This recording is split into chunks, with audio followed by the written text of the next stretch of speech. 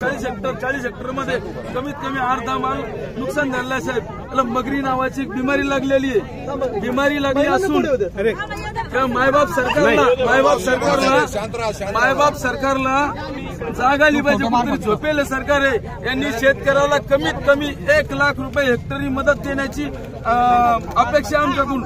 असा आवाज तुम्ही विधानसभेत कुठं असेल. आमचे अर्ध्या म्हणजे 50% नुकसान झालेलं मोसंबीचं. कारण हे सरकार झोपेल आहे. आम्हाला कुठलाही 1 रुपया भेटत नाही. हे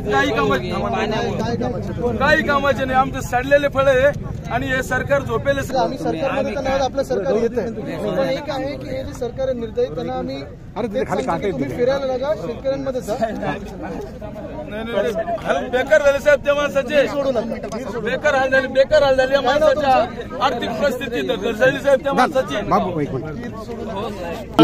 बोलणारे तुम्ही ते राऊत साहेब आहे, आदित्य ठाकरे साहेब आहे, उद्धव ठाकरे साहेब आहे, दानवे साहेब आहे. हमेशा हाय लेवलला आम्ही पाहतो. तुम्ही तळागाळात लोकांची बाजू घेता आणि 100% तुम्ही आपकू नका. आमच्या लोकांना न्याय द्या, सामान्य शेतकऱ्याला न्याय द्या. नाही तर शेतकरी हा बंद होणार आहे. शेती तुम्हाला लिहून घ्या की 10 वर्षात जर एका शेतकऱ्याने शेती केली अशा पद्धतीने नियोजन ठेवलं तर माझं मत आहे. मागच्या वर्षी तर आमचे हरभरे केले पण काही सरकारकडून मदत वगैरे नाही. आम्हाला विमा आला नाही. 20 ते 30 लोकांना पीक पेली. लोकांची झालीच नाही. ते करताच येत नाही. आणि विमा कंपनी कुठची इथे जालन्याचे बजाज इन्शुरन्स कंपनी कोणती तरी. बजाज फिन्सर्व विमावाले आले नाही. आम्हाला दुष्काळ अनुदान आले नाही. दुसरी गोष्ट महात्मा फुले रेग्युलर वाल्याला म्हणते 50,000 देतो. त्याने याद्या पाठले मयत लोकांच्या याद्या पाठले. लोक वरीच नाही. पीएम किसान योजनेतून काय आलं. पीएम किसान योजनेचे आले ते 1000 2,000 काय होतं साहेब. आमच्या लाखांना नुकसान होऊ राहिलं. आम्ही कसे लग्न करा. आम्ही कसे घर काही लोकांना खायला सुद्धा नाही. तसंच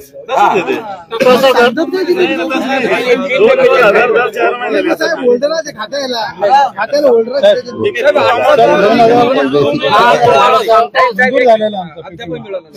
अद्याप सुद्धा मिळाले. मी इन्शुरन्स वाले पाठवतो, पंचनामेवाले पाठवतो, पंचनामेवाले पाठवतो.